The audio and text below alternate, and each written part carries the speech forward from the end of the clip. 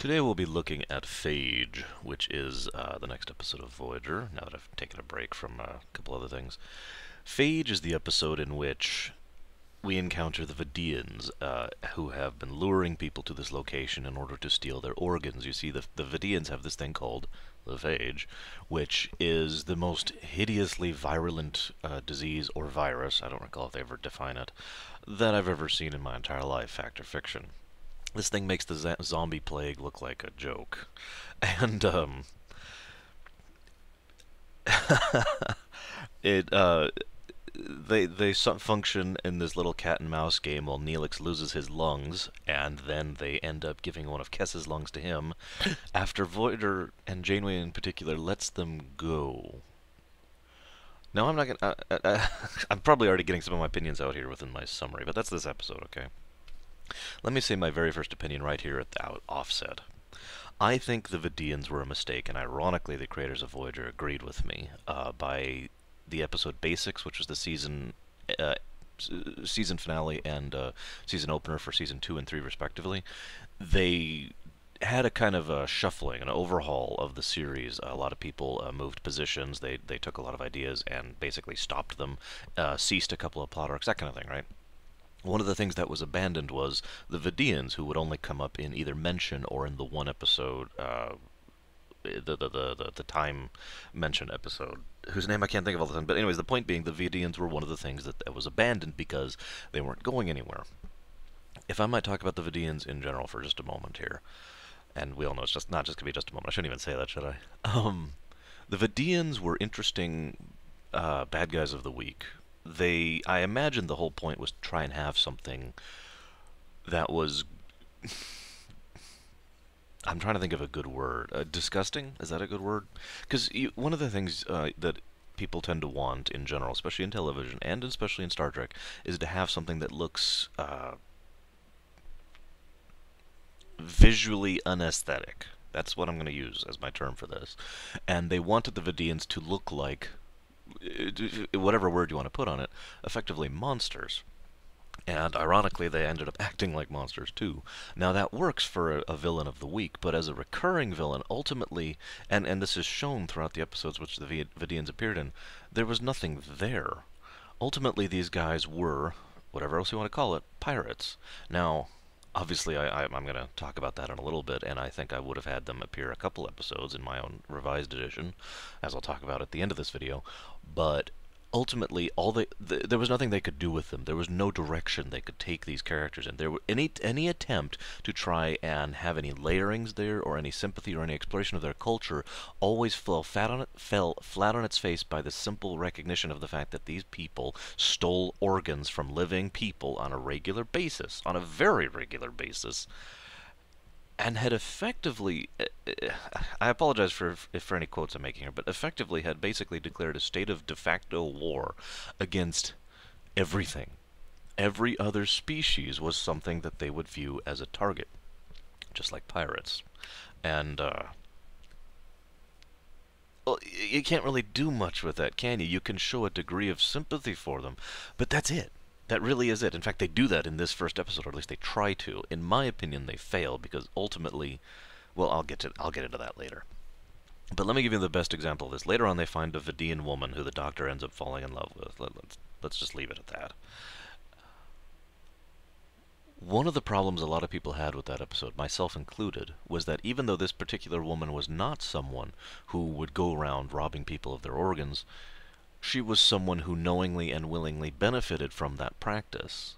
Now, this has to do with, a lot of people have differing opinions on the degrees of separation within morality, and there's good reasons for that. And I don't want to get into that topic too much here. But for some people, a single degree of separation from you and the act which is horrific, you know, you're not doing it, which would be 0 degrees. You're actually doing the horrific act, but you are directly benefiting only 1 degree of separation from this horrific act. In general, because it depends on the circumstances, but when it comes to organ theft and murder, yeah, I personally think that that's a little bit too close. And you can always be like, oh, the sanctity of life and survival. I'll talk about that later, the whole survival thing. But the bottom line is, it's virtually impossible for someone such as myself, and again, this is my opinion, as all of this is. It is, well, not everything. Obviously, I present facts along with my opinions, but you get the point. It is impossible for me to sympathize with someone who is so entrenched in something that I find so horrific. And that is the nature of the problem with the Vidiians as a whole, as they were throughout Voyager, and I am glad they shed themselves of them, because frankly, I think the whole thing was a mistake to begin with. I know where they were going with, because Voyager didn't really have a big bad, and they wanted one. You know, for example, in Next Generation it was the Romulans for quite a while. It became the Cardassians briefly. It was the Borg off and on, you know. In Deep Space Nine it was the Cardassians, and then for a brief period the Klingons, and then the Dominion for the rest of its entire run. You know, there's usually some kind of a concept of a big bad, a major villainous force behind Star Trek, and as I've mentioned before, Voyager was TNG 1.5, and so they were keeping to the formula. They wanted a big bad. The Kazon were pathetic, and you'll notice they haven't shown up yet since the initial episode. In fact, they only show up, I think, in a grand total of 3 episodes in the first season. I'll have to double check that, but either way, they haven't shown up yet. So they wanted something else. The Vidiians, yes, these guys are clever and intelligent and steal organs. Now, I will admit that there is one other Vidiian episode I genuinely like. I don't remember the name of it. It's Faces or something like that. It's the one that deals with B'Elanna Torres, but we'll get to that episode later. Bottom line, I think the Vidiians, in the way they were trying to be executed, was a mistake. Let's move on to the episode here. One of the first things they mention is that they're having a power shortage, not actually, and now I actually like this. This is a benefit. They mention how they're having a power shortage, but it's not actually critical. But what they are doing is rationing and holding themselves back with their usage of facilities and energy in order to stretch it out before it gets critical. Amazingly enough, I'm completely with that. I mean, that makes perfect sense. Yes, of course. Let's be careful now so that it doesn't get bad, and then we have to be careful. No, of course. I'm with that, and I liked that. And I do like the fact that they were showing through their actions and through the conversation between Janeway and Chakotay this power shortage, the actual. I mean, it's one thing to just say we have a power shortage. It's another thing to actually show, even however minorly, because it was a very short scene, the effects that power shortage has on the individual. I like that. Now, I really do have to admit, I liked the idea of Neelix's galley. In my version of Neelix, I definitely would have kept that idea, having the cooking facility, turning Janeway's personal, private, I am the captain and therefore get every luxury in the world room into a place in order to cook meals for the crew. That makes perfect sense for me. It really does.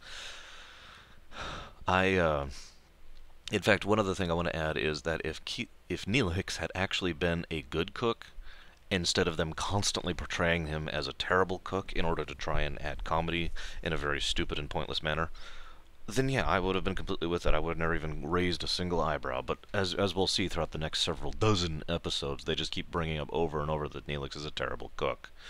Which, no, guys. So, I do have to give overall props to that scene and the way it was presented, and the fact that it did actually look like a galley. Speaking as someone who has cooked on his own before, and if you know what I mean, because there's a difference between cooking in a galley when there's like 3 or 4 people there. Obviously, I've done that as well, you know, cooking classes and whatnot. But when you're cooking by yourself, it is a fairly hectic scenario, and you are just kind of riding the wave of adrenaline, basically, as you're running around, trying to make sure everything is done properly and trying to remember everything properly. At least I am when I cook. I don't know if other people cook differently. But I liked the whole presentation of that scene. The only thing I didn't like was the fact that Janeway... Well, I'm not going to say the things I want to say about her here, because that's not what I talk about on my show. But, nevertheless, I think she was overreacting and being frankly too Starfleet. I've talked about this before with regards to Carrie back in Parallax.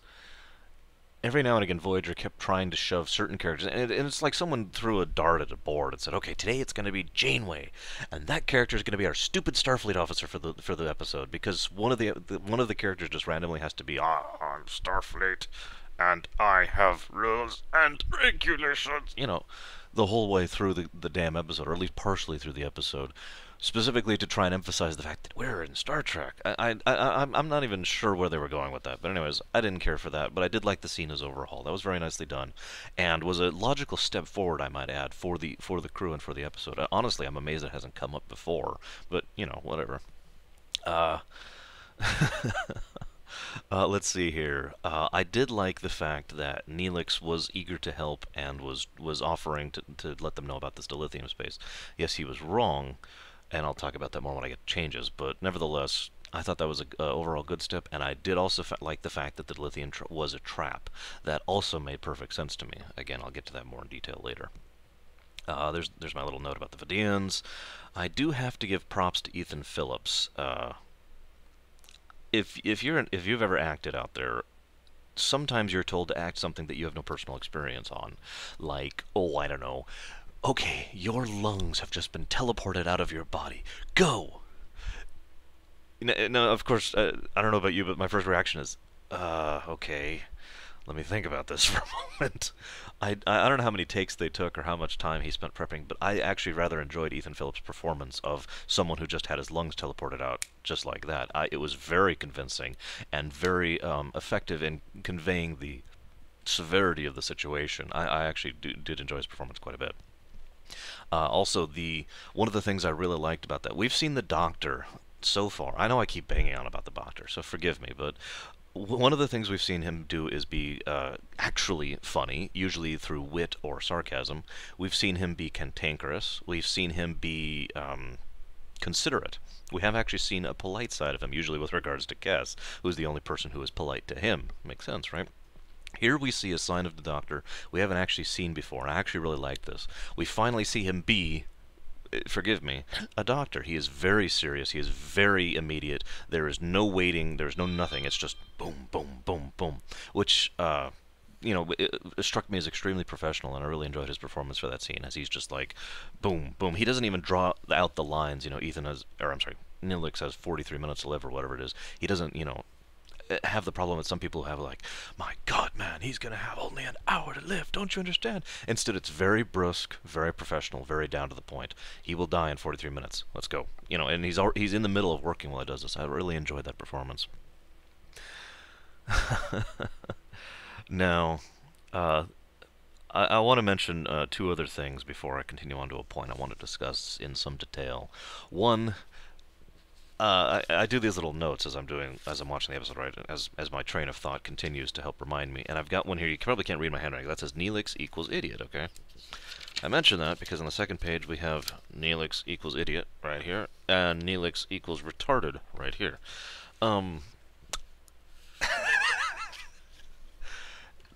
Again, the direction they took Neelix in Voyager just baffles my mind. And I've talked about this already, but I wanted to re-emphasize the point that they kept going in that direction. It's not like someone for one episode was like, hey, let's make Neelix a moron and that'll be funny.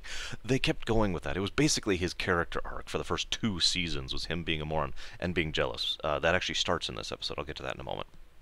And so I have to wonder why you would make a character who we're A, supposed to empathize with, B, supposed to sympathize with, and C, is supposed to be an experienced traveler who has been around and knows things, acting like a whiny 3-year-old after his life has been saved, barely, from his lungs being stolen.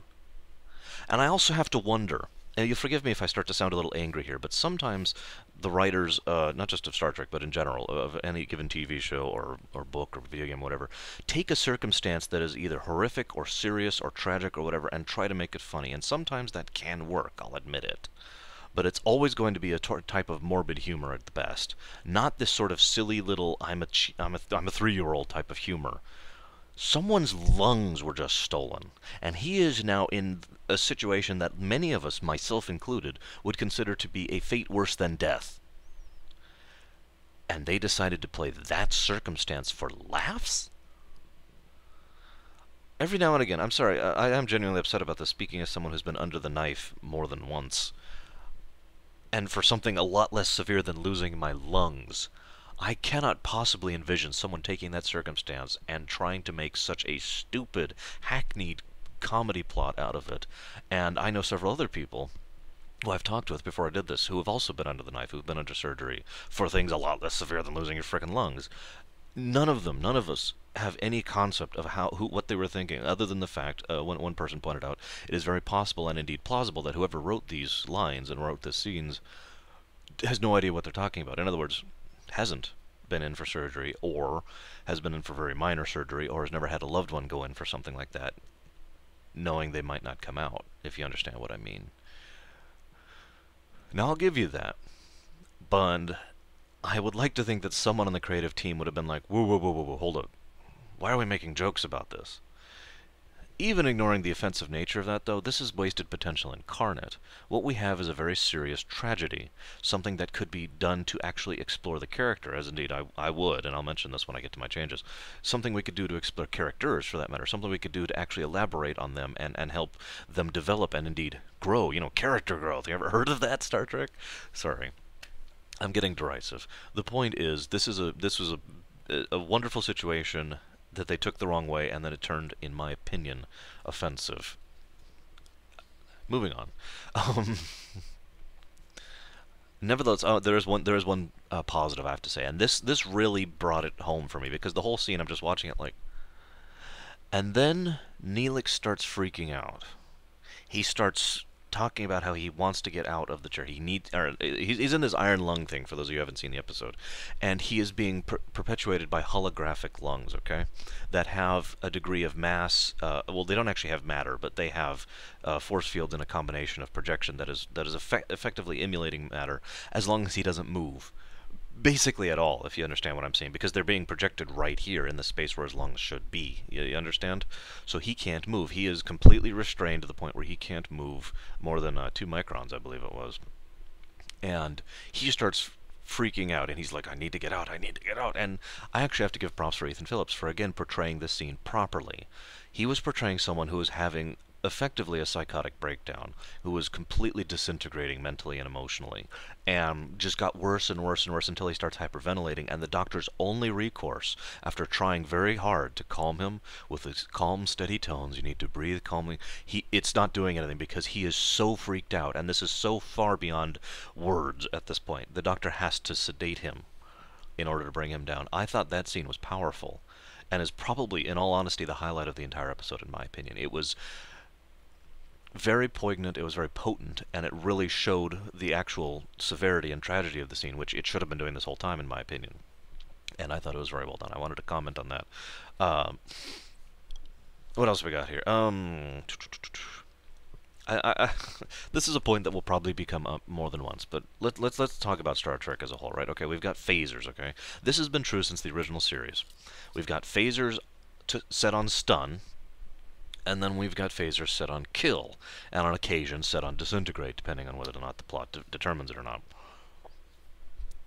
I don't think I've ever seen phasers set on ooh until Star Trek Voyager came along, because they shoot this happens a lot actually, but this is the first time they shoot a Vidiian point blank right in the chest. He goes ooh, drops his weapon and runs. No damage, no stun, nothing. He's just fine. Did they have it? Is there a tickle setting to phasers? Is that what they keep doing? Now the funny thing though is this is true for all weapons in Voyager for some extent or another, not just, you know, phasers. This will happen with Kazon weapons. This will happen with I can't remember any other species off the top of my head for specific examples, but this will happen more than once. And it's oh yeah, the former Borg. That's another good example. This will happen constantly. And I find it amusing because A, it's ludicrous to begin with. When you see someone get shot by a weapon that has been established throughout the last 50 years or so as stun or kill, and all the response is "Hoo." First of all, that sucks any momentum or drama or sense of potency, I guess is the way to put that, out of the Starfleet crew to begin with. But on top of that, it's funny because I can almost see that scene happening, and as they're writing this, as they're writing it, and they're like, okay, he shoots him, and it stuns him, and they're like, wait, we can't have it stun him, then we would lose the next 20 minutes of plot. Oh yeah. Okay, let's have it just kind of startle him. Yeah, that's a good idea. Wait, how do we explain that the phaser, which either stuns or kills, startled him? Let's never bring it up. I like it. Full speed ahead. I know I'm complaining about things that seem like minutia, and I apologize for getting a little geeky on the matter. But one of the things I've banged on more than a few times about in many of my reviews is the concept of believability. Not realism. Believability. And there are two kinds of breaking believability. One is the type I've already referred to as a tale. Indeed, Star Trek is a tale because it is not very self-consistent. But it is usually not self-consistent in service of the story, not in opposition to it. Voyager tends to be non-self-consistent in opposition to the story, and this is an example of that. That's why I'm banging on about this. It's not just because, oh, the phasers don't work that way. Literarily speaking, this is lazy and poorly conceived and poorly done. That's why I'm banging on about it. Now, wait, hang on just a second. Did I already mention that? Let's go ahead and talk about this now, because this is something that I feel like was either supposed to be or like was someone wanted to be the theme of this episode. The concept of quality of life is something that people here in the here and now in real life do debate at length and continue to do so, and have never actually reached what you would call a finalized conclusion on the matter, because everyone has differing opinions on the matter. I do as well. I'm not going to actually share my opinion on this matter, but I'm going to place several different viewpoints thereon. For those of you who don't know what I'm talking about, there is a difference in most people's definitions between survival and living. I actually use a three-tier system: survival, existence, living, and I think I've mentioned that before. But the point is, survival is the bare minimum, right? You are continuing to exist, you are continuing to survive, your life is miserable and horrible and all that, and you're just barely keeping by, scrape by scrape, but you have some reason to keep going, right? Existence is, of course, one step above that, and life is what it sounds like, actually living. Now, throughout this episode, we see that concept be brought up and never actually addressed. And again, I feel like that was the intended tone between both Neelix and the Vidiians in general.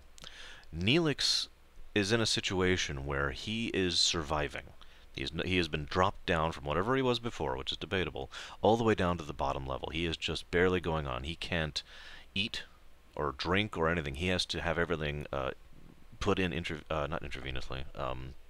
You know what I mean? Medically, he has to be fed and watered. He has to and go to the bathroom and all sorts of things like that. You know, just like you were in recovering from surgery, as many real people will know how that's like in a hospital. You know, that's kind of how that works. Except he's going to be there for the foreseeable future until they fix this problem, if they fix this problem. And it was a very big if for quite a while there. Yes, I know this is Star Trek, and we all know it's going to be fixed by the end of the episode. Reset button. But, that being aside, from Neelix's perspective, from an in-character perspective, he was going to be there for the rest of his life, potentially. And while he waxes on about a few things, there's another scene I liked, I didn't mention earlier, where he and Kes are talking. And he starts out in the jealous rage. I'll talk about the jealousy thing in just a bit. Yes, I know I keep saying that. But he nevertheless gets over that actually surprisingly quickly, and then gets into Kes should move on and leave him and abandon him here to die, and it would be better if they just pulled the plug and let him die. Now, it's being portrayed as though Neelix is just being, again, a 3-year-old, but at the same time, everything he's saying was completely believable. For someone who has just recovered and is just now laying in this thing and is just having the full totality of his situation laid out for him, that is what we call a mind screw. Because I want you to imagine you wake up one day and you're in this iron lung thing and you cannot move at all. All you can do is move like your face, like I'm doing right now, you know? Obviously, and of course I'm talking. That's it. That's the extent of what you've got. You will no longer be able to eat or drink or sleep properly or indeed comfortably or go to the bathroom. If you have back pain, tough. If you have an itch, tough. If you start to get atrophied in your muscles, tough. And there's a dozen other problems with this I can mention. This is truly a fate worse than death, as I mentioned before, in some people's opinions, myself included. Even if it is not worse than death, it is nevertheless very horrific. This is something where Neelix is now stuck here for the rest of his life, potentially. And he starts to emotionally break down. He probably meant it, if I were to conjecture on this, when he said Kes should move on without him. He probably meant it when he said she should pull the plug. The other side of this scene that I like is the fact that Kes has absolutely no idea how to react to that. As we've discussed before, I like Kes as a character, and I think Jennifer, what's-her-face, I still haven't figured out how to pronounce her last name. Jen has done an excellent job with the character and portrayed it very well. I also like that in the scene because she portrays someone who has no idea what this severity and level of tragedy is. The worst she has probably ever dealt with in her life is death, and no offense, but dealing with death is a lot different than dealing with horrific circumstance, speaking from experience.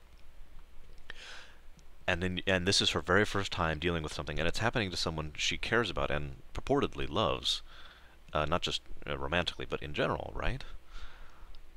And she has no idea how to cope with it, and she keeps trying to be the generic supportive because that's all she knows how to do, and that of course is doing nothing because it wouldn't do anything in that circumstance.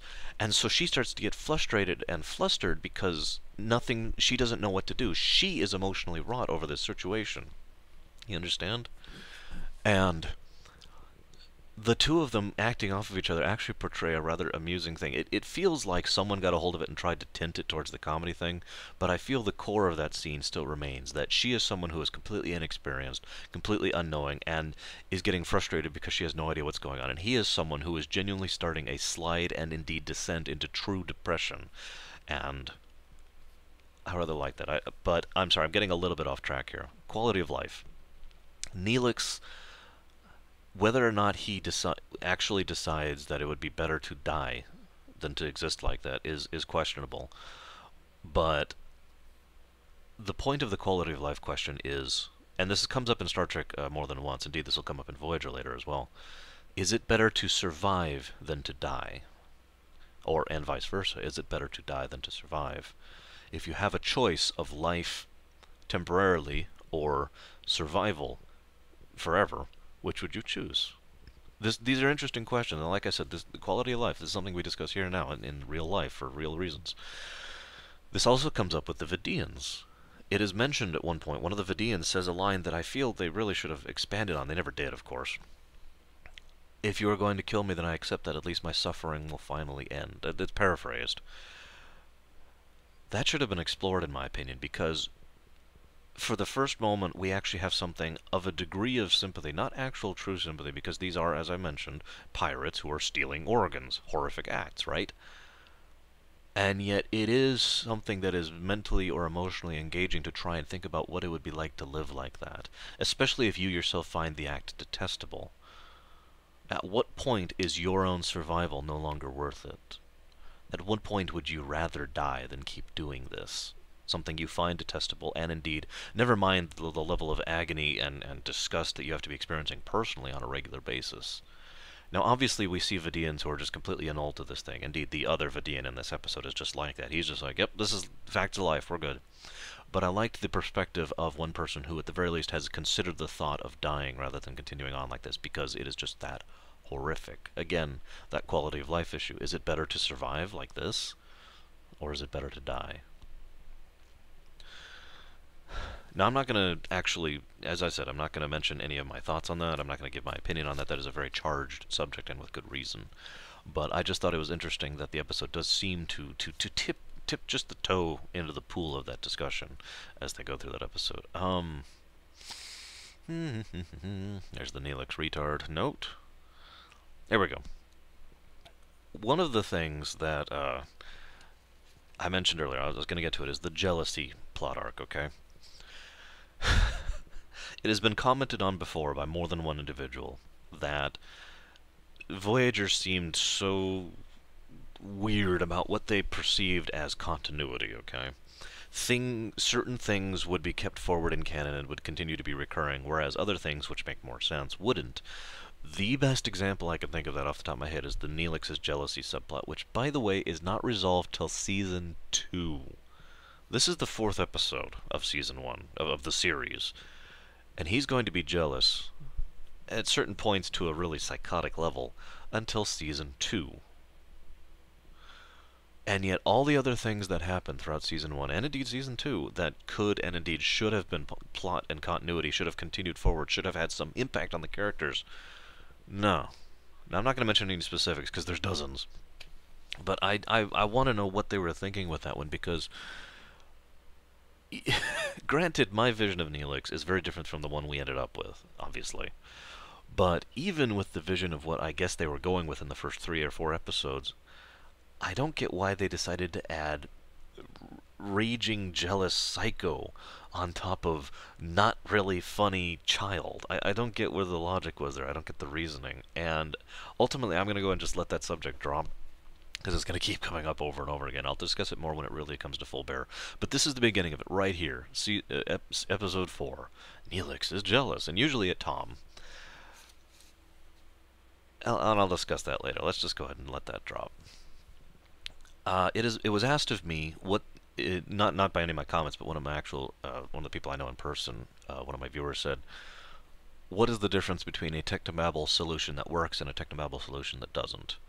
I decided to give an exact example as soon as I saw one, which is right here. We see, this isn't actually technobabble in the strictest sense, but that's kind of my point, really, when we get down to it. This is not what I define as technobabble, let's put it that way. They're in this mere asteroid, which is kind of silly, but let's just go with it. And Chakotay has this brilliant plan of lowering the power on the phaser to such a significant extent that it won't actually damage anything, and then to shoot it out to see so it'll reflect all over the place, and finally figure out where the real ship is. Okay, that is an example of good use of technobabble. While he spouts some things that are basically made up science, it is in a way that makes sense. It is in a way that is logical. The viewer is with it immediately. The viewer does not at any point have to basically just kind of blank out the next few seconds of what he's saying, because none of what he's saying makes any sense. It works exactly with the circumstance. It is a very sound strategy, and it does... See, because that whole situation was a degree of technobabble. You know, our senses aren't working because blah, blah, blah, blah, blah, blah, blah. You know, we can't see where the enemy ship is because blah, blah, blah, blah, blah, blah, blah. Okay, well, let's go ahead and lower the power of our phasers and reflect it around until we see where the actual ship is. That is a good way to technobabble your way out of a solution. And again, that is debatable, I'll admit. But that's kind of my point. What I would define as technobabble is... Well, I've already talked about that, but I just wanted to give that as an example. For anyone who is wondering. What do we got here? Here we go. A couple more notes, then I'll get to the changes section. First of all, Janeway's decision... Whoops, sorry. Janeway's decision to let the Vidiians go. Let's see. A, that decision is incredibly retarded for some really basic reasons. This has all been commented on before, but so I'm just going to say this in brief.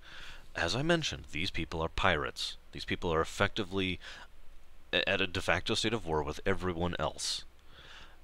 And you just let them go with a slap on the wrist, basically, for stealing the organs of one of your crew members without any punishment or causality whatsoever. And keep in mind, while the one Vidiian did show some degree of emotional depth or sympathy or whatever, the other one didn't show any. The other one was telling him, you know, you shouldn't even tell them what's going on. Let's just, you know, whatever, you know, obstinate, defiant to the end. That Vidiian is almost assuredly going to go and tell all his Vidiian friends about Voyager and how, hey, they don't do anything in response to you. Again, this has been commented on before, so I'm just going to go over it quickly, and basically I'm already done. But B, there's a second reason why that decision was incredibly stupid.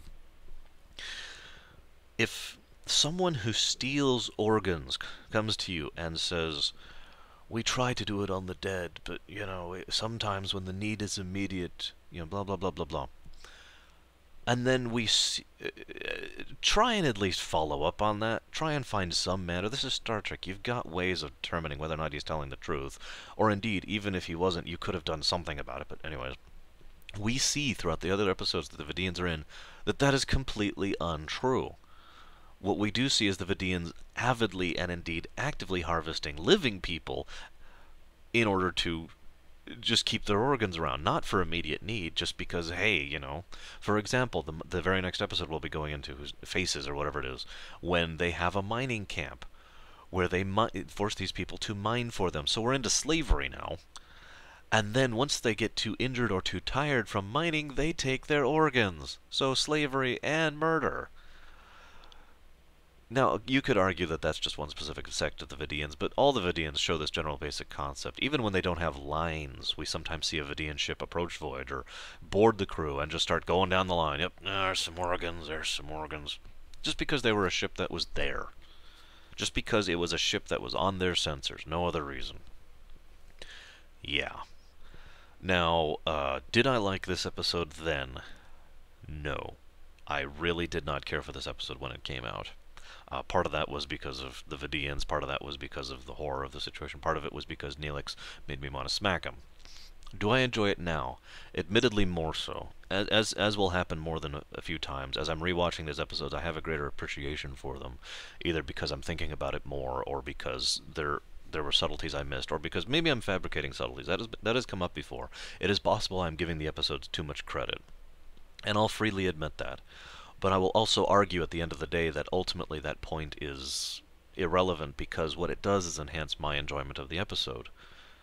Which is kind of the point, if you understand my meaning. So while the writers and the creators may not actually get credit, it does nonetheless enhance the episode in my opinion, thus making it more enjoyable now when I go back through it, if you follow me. How would I change this episode? This is the first time I had to really stop myself and say, whoa, whoa, whoa, whoa, whoa, because I found myself rewriting the entire episode, scene by scene, if you understand me. You know, not just, here's some basic concepts I would alter.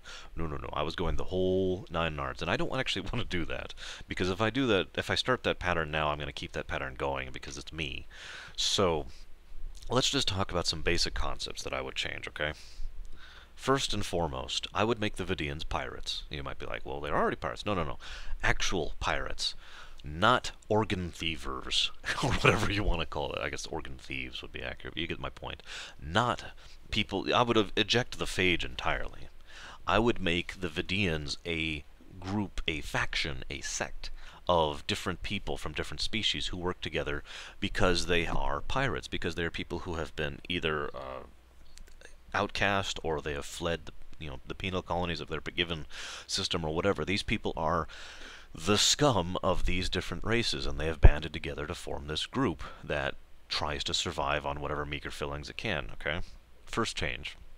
Second change I would do is, and this is very important, because I want to make this absolutely clear, I am one of those people, I've talked about this before, who believes in believability, not realism within fiction. I understand some people like realism. In fact, quite a few people like realism in fiction. But this is still Star Trek, and I still would prefer it not be in here. So when I say pirates, I mean the more romanticized version of pirates. Not Pirates of the Caribbean pirates. That's excessively romanticized, which I still like, don't mind you. But not real pirates, because let's be honest, anybody who knows what real pirates are like, no. But romanticized pirates, even a little bit, obviously they're brutal, obviously they're vicious, obviously they are murderers, but they don't go over the line, if you understand my saying. That's very important. And I guess that counts as my second change, but my third change, I would make there be a area of space that has several asteroids or small moons or whatever, some debris that was left over from something, it doesn't even necessarily matter what, that have dilithium on them. Not fake dilithium signals, but instead actual chunks of dilithium. The Vidiians, this pirate sect, is here because there's the dilithium, and it's obviously going to be some area that people are going to come for. Now, the funny thing is, they would go out of their way to be extra vicious to make sure no one survived so they could tell other people about the pirates. And let's say they've succeeded to date. So when Neelix tells them about this place, he tells them, honestly, okay, let's start this with either a reference to or actually in the meeting. They're like, we need some dilithium in order to help solve our power situation, blah, blah, blah. And Neelix says, rather hesitantly, well, there is a section of space not too far from here which has rather rich veins of dilithium. However, I can't recommend we go there. In fact, I would recommend we not, because I have never heard of a ship that has actually returned from there. He gives them the warning right out, and they debate the issue, and they finally decide, okay, we're going to take the risk. We're going to go in cautiously. We're going to go in full battle readiness, but we need that dilithium. It is our belief that the need overweighs our fear. And this is how the Vidiians keep operating, because too many species are either greedy enough or require it sufficiently in order to nevertheless take the bait, if you see my meaning here. Especially since they don't actually know what they're going up against. So the Vidiians attack, brutally of course, and they use very vicious weapons. Okay, phasers are rather clean weapons, all things considered, even when they aren't on setting. Disruptors are described as much dirtier weapons, but nevertheless, ultimately, by the standards of real life, they are actually still very clean weapons. Let's give the Vidiians truly vicious weapons, things that just cause severe, grievous injury. They're not actually designed to kill so much as they are designed to stop someone with such severe force that they are no longer a problem, if you understand where I'm going with this.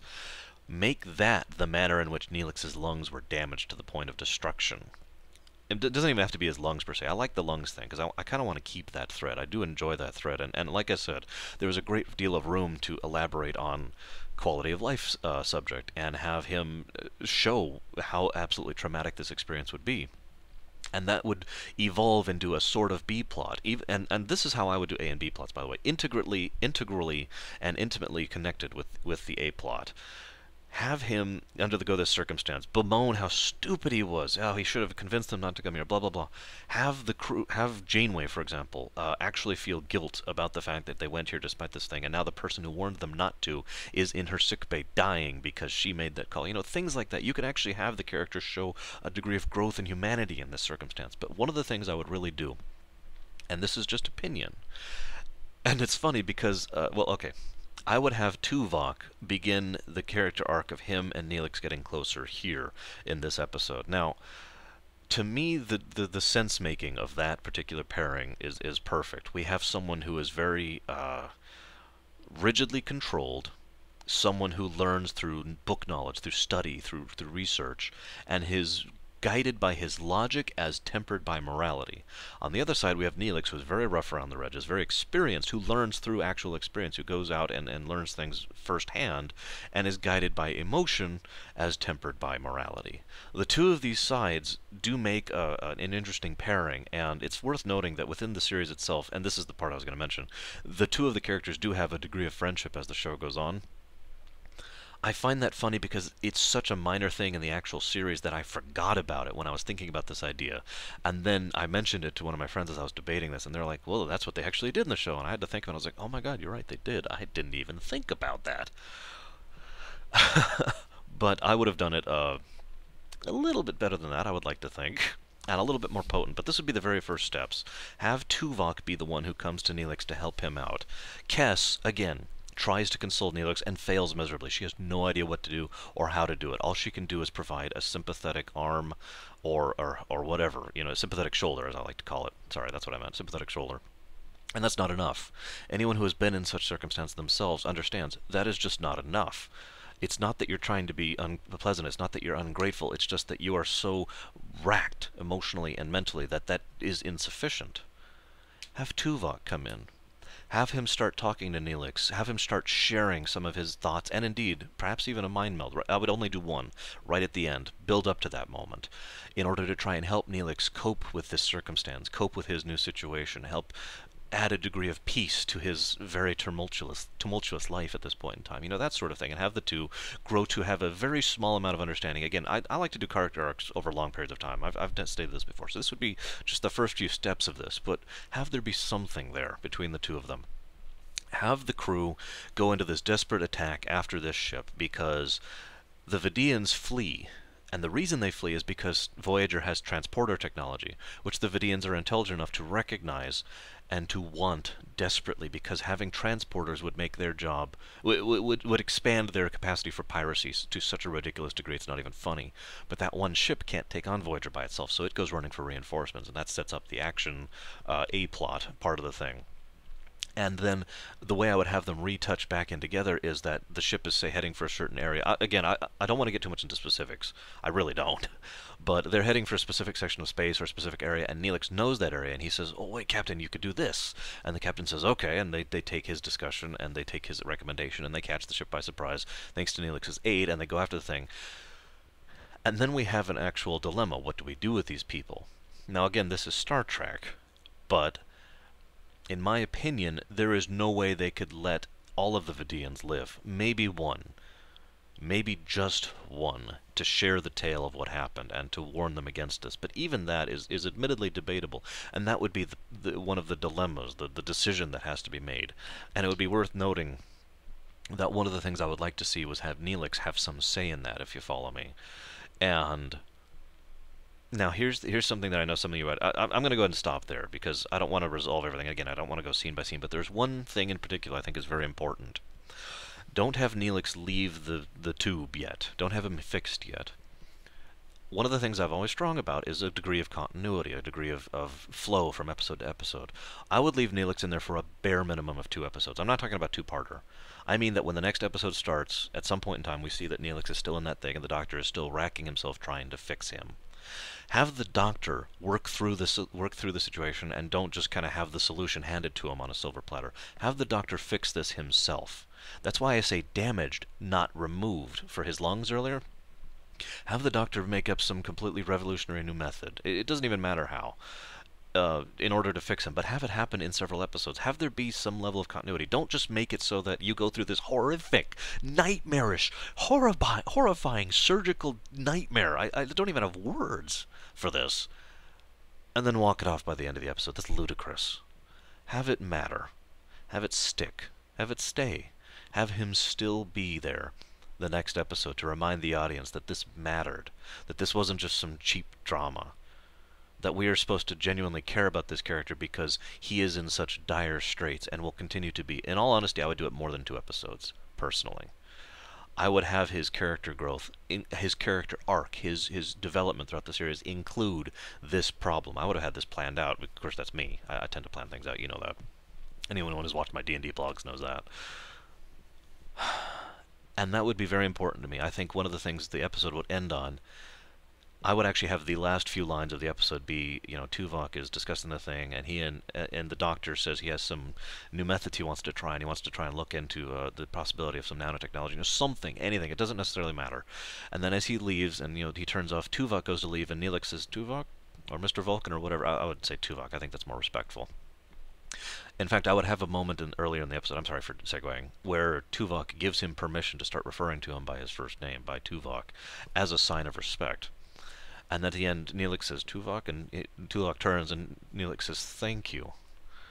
Still shuddering, still shaking, still emotionally raw, but at the very least capable of recognizing that someone has genuinely reached out to him and helped him.